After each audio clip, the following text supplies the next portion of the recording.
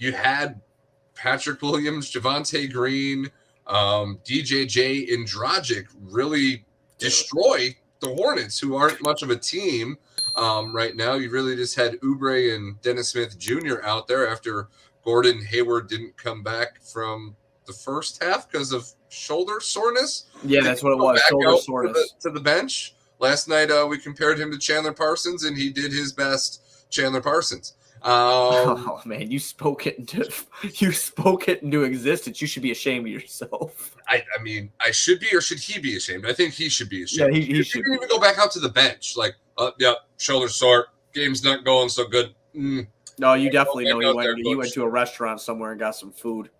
Yeah. You already know. He's beating Javonte to bottled blonde right now because Javonte just had a career night. I know where he's going.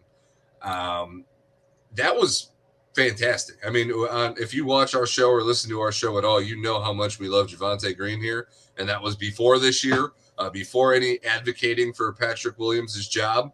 But Pat comes out and has his game of the season, and somehow Javonte still did better.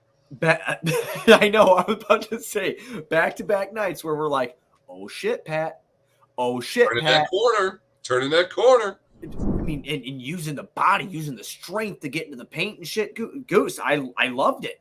I loved it too. I loved it almost as much as our buddy Shy Sports Fan giving you that.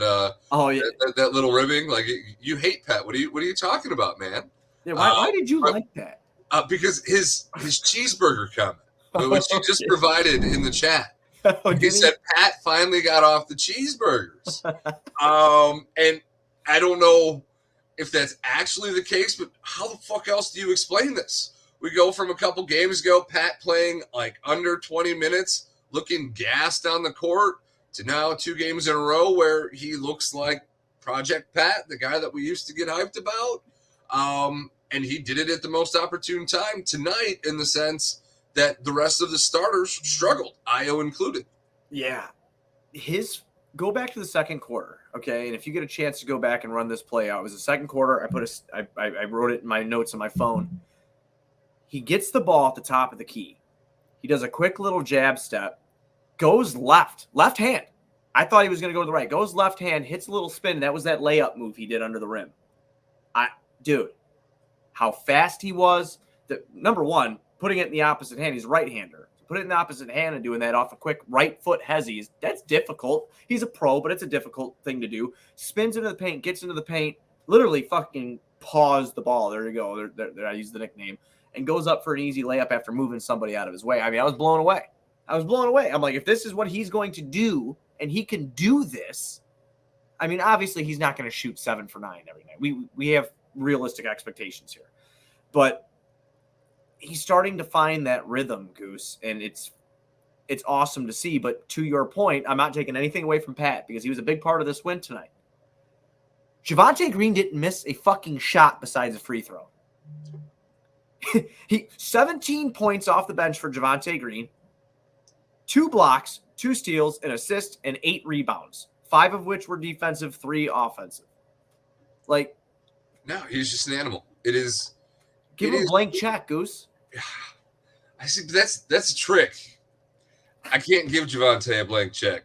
Javonte's the kind of guy that you got to keep him hungry. You got to keep him on these shitty deals because I've got a Twitter follower that I've followed for a long time, and he runs into him at the bar all the time, and he's literally said that Javonte has said to him, "I am a part-time NBA player. I'm a full-time alcoholic."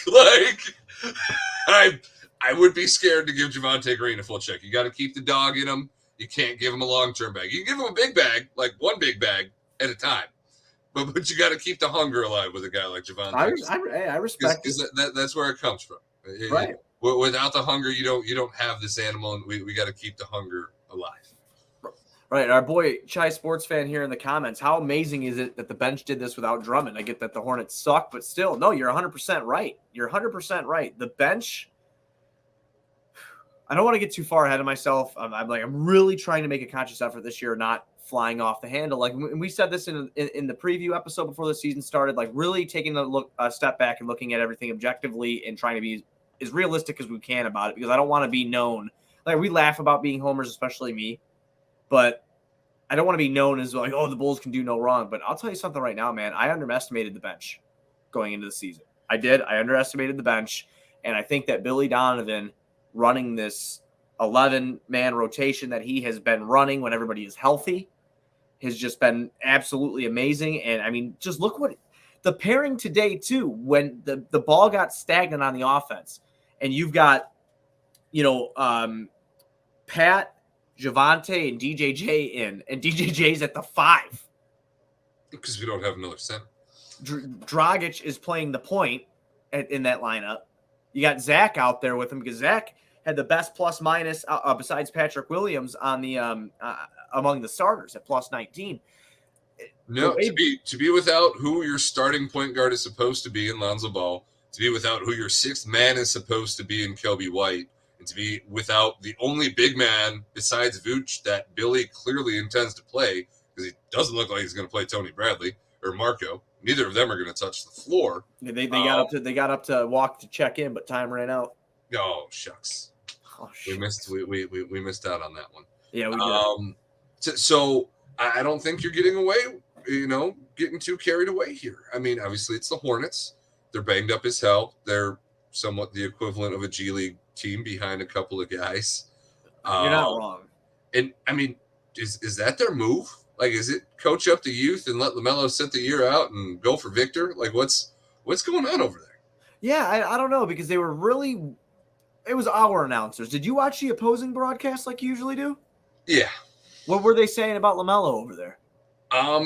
Ankle injury, just no real timetable. It was so he does not have a timetable. Similar to Lonzo. It sounded like they were talking about Lonzo Ball. Like both Ball brothers are just like not playing basketball.